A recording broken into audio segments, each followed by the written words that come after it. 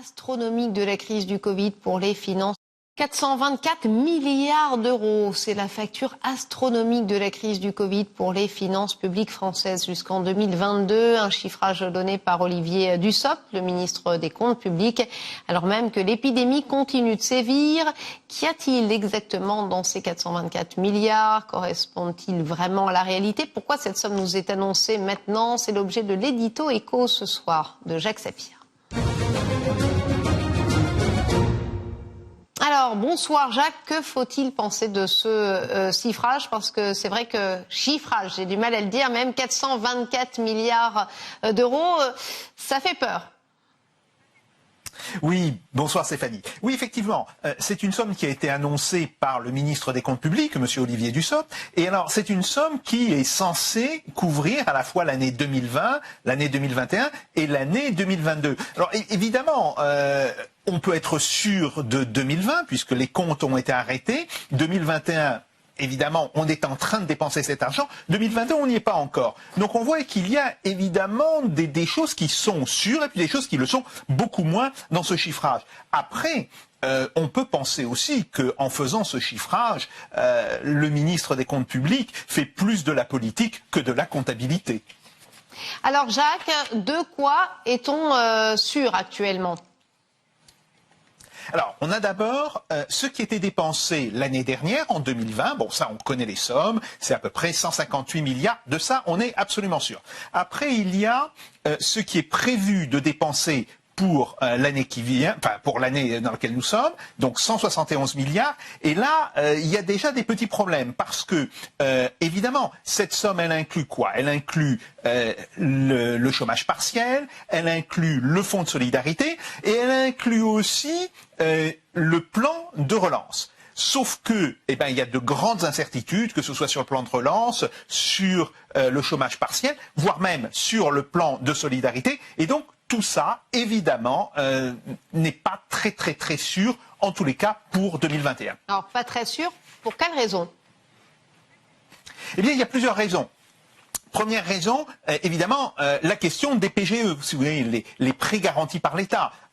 On ne sait pas, en réalité, si les entreprises pourront effectivement les rembourser. Ça va courir sur 2021, sur 2022, et donc, évidemment, si elles ne peuvent pas les rembourser, il faudra immédiatement que l'État se substitue à elles, et donc ça fera des sommes en plus. Deuxième point, le plan de relance. Alors, dans le plan de relance, d'abord, il y a une partie des 100 milliards qui ne sont pas de l'argent dépensé, qui sont tout simplement des déductions fiscales. Est-ce que ça a été inclus dans la somme ou pas? C'est d'abord une question qu'on peut se poser. Et puis, il y a des sommes qui étaient déjà prévues, par exemple, dans le Ségur de la santé, que l'on a rajoutées dans le plan de relance.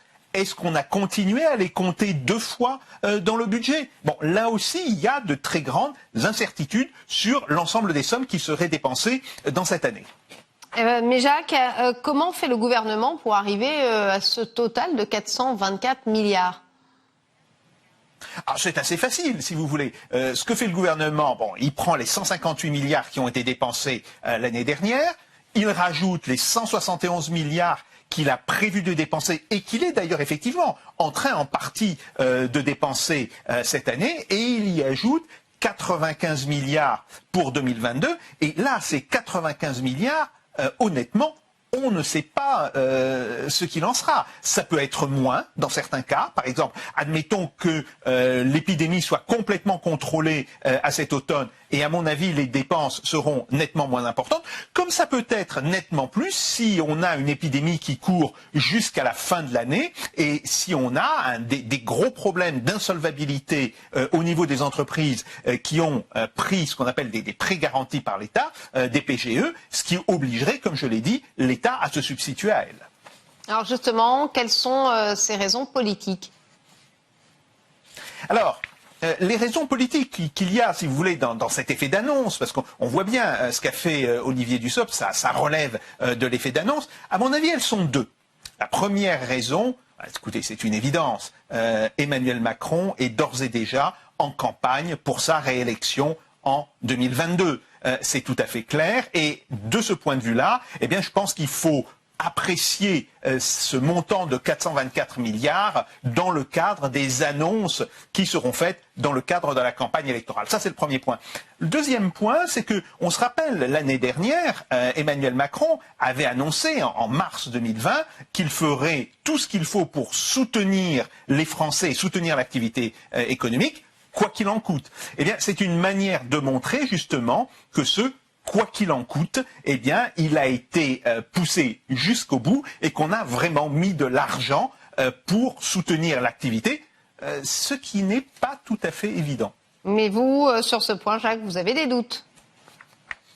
Oui, effectivement. Si vous voulez, quand on regarde les sommes qui ont été dépensées au simple niveau du gouvernement, c'est-à-dire au niveau budgétaire.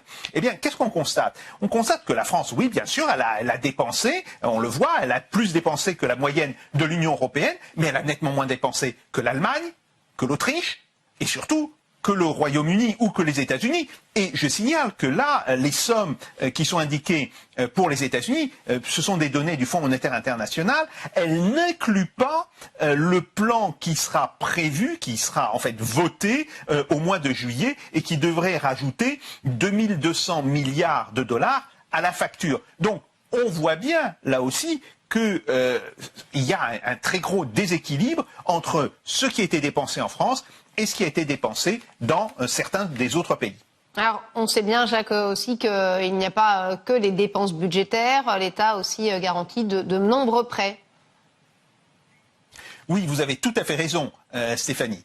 C'est tout à fait exact. Et c'est par exemple le cas des prêts garantis aux entreprises. Hein. C'est le cas des PGE. Mais là encore, si on fait la somme, hein, si on additionne aux dépenses budgétaires les mesures monétaires, c'est-à-dire l'argent qui est prêté ou qui est en garantie de prêt par l'État, alors on voit que la situation de la France monte un peu, surtout par rapport à la moyenne de l'Union européenne, mais qu'elle ne monte pas tant que ça par rapport à l'Allemagne, par rapport à l'Italie aussi, qui en a fait beaucoup plus que nous, par rapport au Royaume-Uni et probablement par rapport aux États-Unis, si on y inclut là l'ensemble des dépenses qui ont été annoncées, alors qu'il s'agisse du plan Biden de soutien à l'économie du mois de mars dernier, ou qu'il s'agisse du futur plan de relance qui sera voté donc cet été. Alors, en conclusion, que faut-il penser donc de ce chiffre de 424 milliards d'euros ?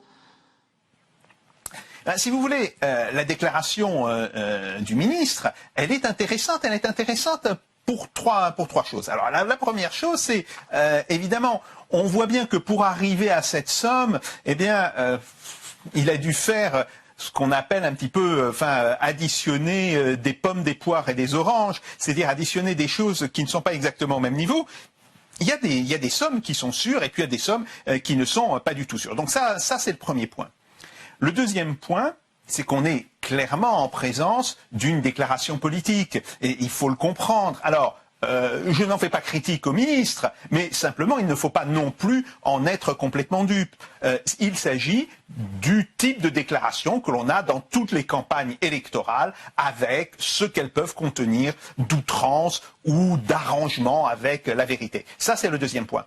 Le troisième point, et c'est peut-être plus là-dessus qu'il faudrait s'intéresser, c'est que évidemment, ça nous invite à remettre la situation de la France, en admettant même que voilà qu'on dépense effectivement ces 424 milliards. 424 milliards, ça représenterait à peu près 16 à 17% du PIB, qu'on dépense ces 424 milliards dans les 3 années, donc de 2020 à 2022, mais combien auront dépensé les autres pays dans la même période? Et là, on verra, ou on verrait en tous les cas, si on regardait un petit peu les chiffres, que la France, certes, on a fait plus que ce qu'on a fait dans certains autres pays.